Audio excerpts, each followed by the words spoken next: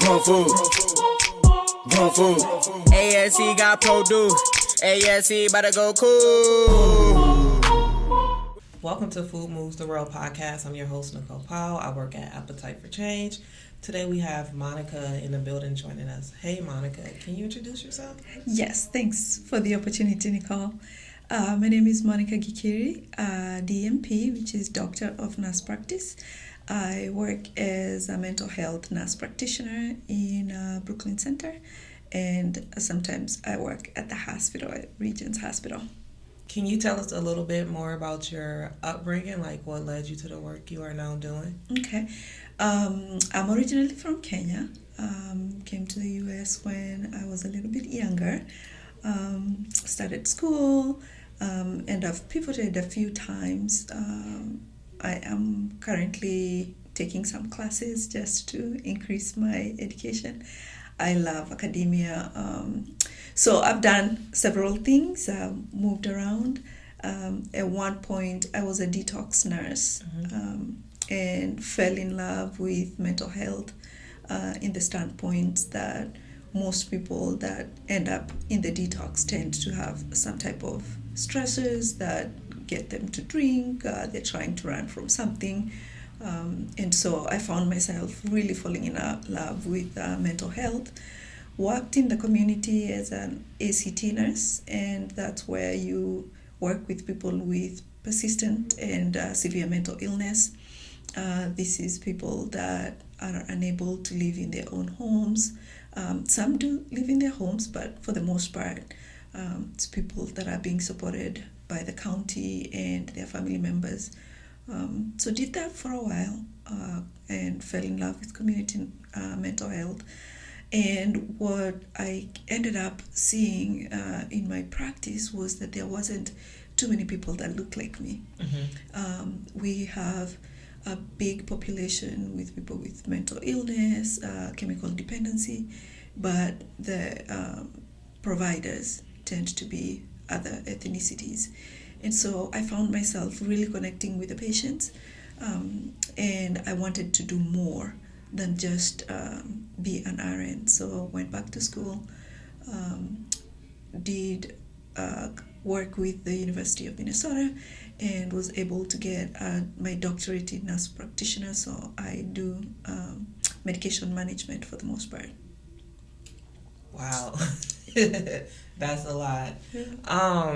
Growing up, I want to just piggyback. Growing up, we always have ideals of what it is that we want to be when we grow up. Did someone inspire you, like a family member, or seeing it on TVs, or going to the hospital and just being curious and leading to that specific field? I wish I could say that, but I really did not. I don't have any family members in healthcare. My family was well off, but not well off to be in that space. And so I really did not have any direction. I was one of the delinquent kids that don't think about their future. I really did not have any plans when I was a child. When I came to the US, though, I got several opportunities.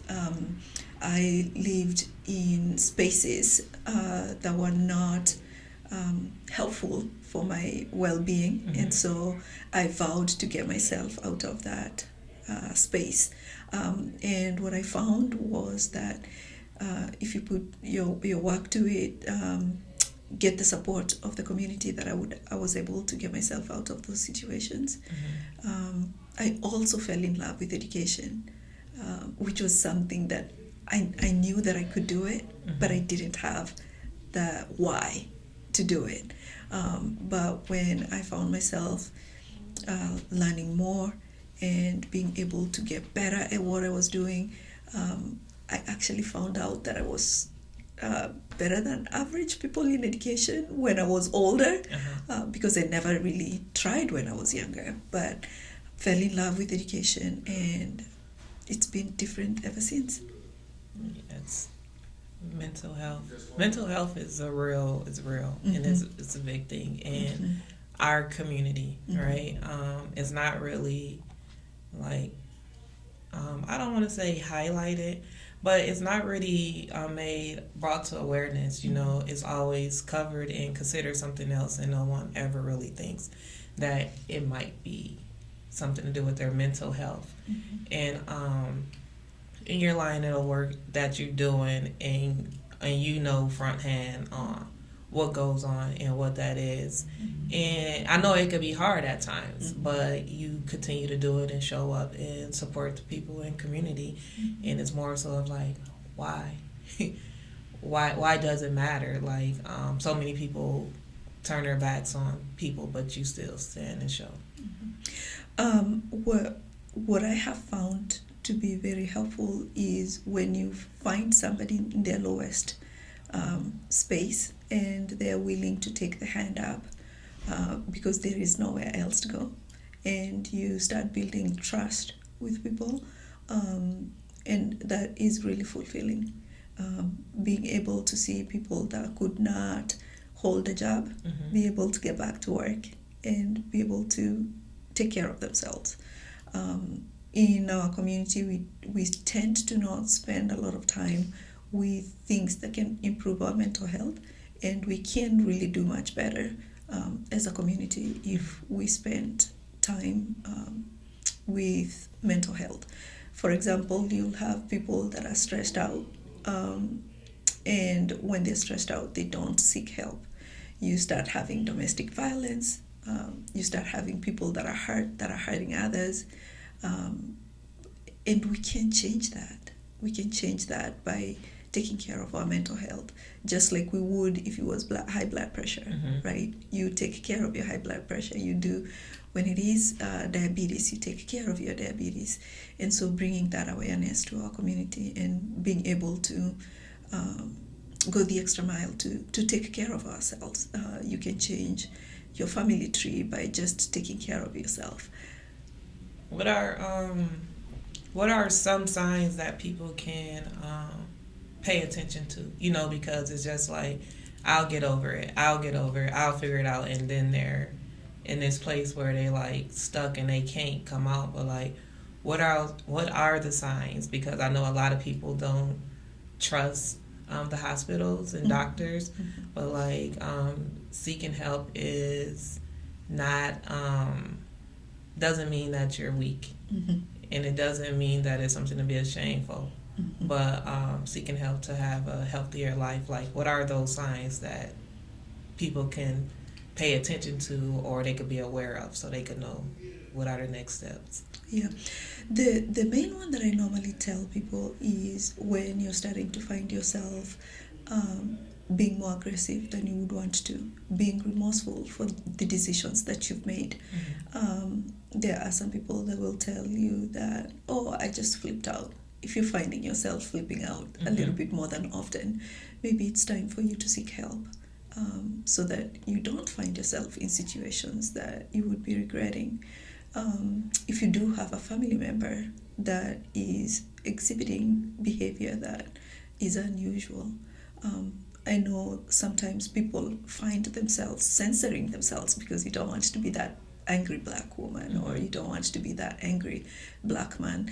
But if you are finding yourself having those thoughts and those feelings, there is help that you can get. And it doesn't mean that you have to take medications for the rest of your life. It doesn't even mean that you have to take medication. You can have therapy that can help you deal with those moments.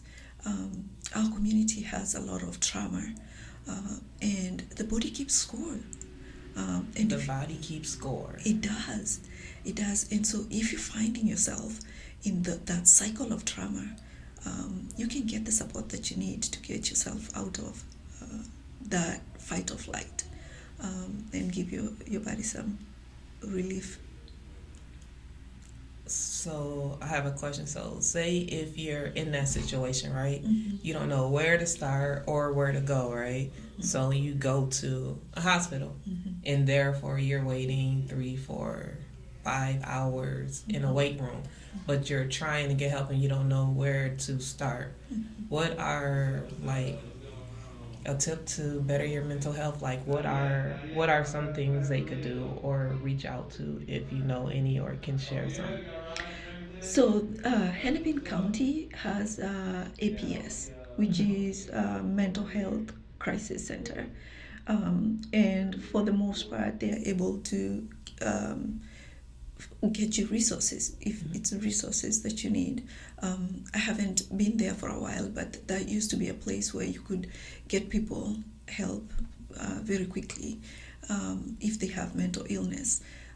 If you're finding yourself drinking more than you would want, alcohol is something that we don't talk about as a community, and alcohol is one of the most dangerous chemicals that is legal in our community. Alcohol can actually kill you if you're having withdrawal from alcohol. So if you're finding yourself drinking a little bit more than you need to, Hennepin County has a detox, and you do not need a referral to get into Hennepin County detox, and they can help you with withdrawal management.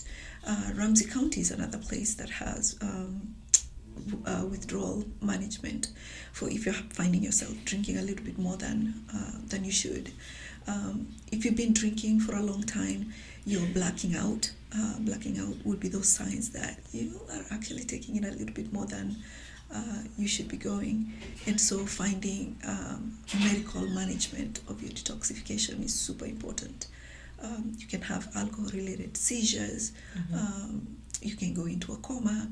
You can actually die from it. And so finding those safe places to stop drinking. But people make drinking fun, right? They say it's a turn up, so you're supposed to get wasted, right? And there's nothing wrong with it, right? It's like it's a normal thing, but you're saying like it's not normal. If you're having more than what you should and it becomes a habit, you need to get that checked out. Yes, especially if it's affecting your work. You're not able to get to work on time. You're doing things that you don't remember the following day. It does affect your liver significantly. And so when you're starting to find yourself, you can't function when you're drinking, you probably are overindulging, and it might be time for you to check in or get some support. AA is another resource that people can use if you're finding yourself not being able to stop drinking when you should. The other thing that I wanted to talk about as far as resources for mental health, there is a facility in I want to say it's in Ramsey County, 1919 University. M Health also has another facility that they just opened in Southdale. And so if you are not able to get in right away, establishing with somebody, even if you when you're seeking support, you're not feeling well and then you feel better, just getting that connection with somebody when you are able to, so that when you are in crisis, you have somewhere to go. If you don't set up that connection when you are in crisis, in most places, you have to wait 2-3 months to get in. So if you do get set up with somebody and you can't get in right away, just be patient, set yourself up, because when you are in crisis, you're going to have somewhere that you can call and get the support that you need. My clinic where I'm working right now tends to have a very quick turnaround. And the website, the company is called BHSI Clinics. They have several locations in the Twin Cities, and so you're able to get in pretty quickly. What if that person's afraid and don't have any support and don't know how, like, what do they do?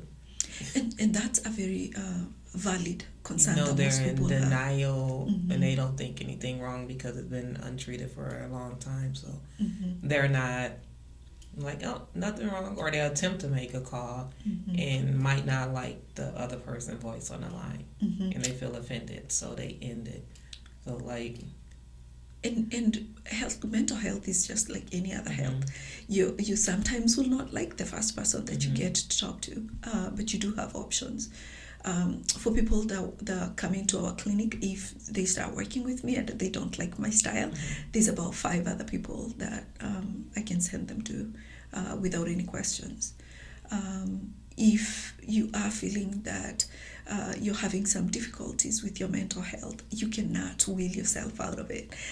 Just like a diabetic cannot decide, oh yeah, tomorrow I'm not going to have diabetes. It's the same thing with mental health. You just can't will yourself out of mental health. And so medication can make it easier for people to live with the condition. It's a chronic condition. Talk therapy has been found to be super helpful. So it doesn't always mean that you have to take medication. And there's light on the other side, right? Absolutely. All right. Absolutely. Whew. Wow. Because, I know that our community deals with it a lot, and people don't seek help. So I'm like, having you here and having that conversation, so if they are listening, they can take those notes that you share and take the step to get better health, because you can maintain a job, you can become better, you can become a leader in society. We all have those days, but it gets better. And take care of your health. Like you say, a diabetic person can't just wake up the next day and say, I don't have it. It's medications and their steps. What is your thoughts about the food play in that when it comes to our bodies and the food we intake? Food plays a really huge role, and I think the first connection, Nicole, we had was talking about food. And as somebody that has the knowledge, that has the information, that has the education, I think food tends to be my biggest struggle. And I know when I have a good diet that I'm going to have better mental health. I'm going to be able to sleep better. Mental clarity. There has been some research that has been done showing that people that have ADHD or inattentiveness, if they use natural food, things that are closer to the ground than any of the processed food, they tend to do better with their ADHD. So there is a direct correlation between what you put in your mouth and how you're able to function as a human being. And so putting that attention to what you eat, what you drink, and how that affects you is super important.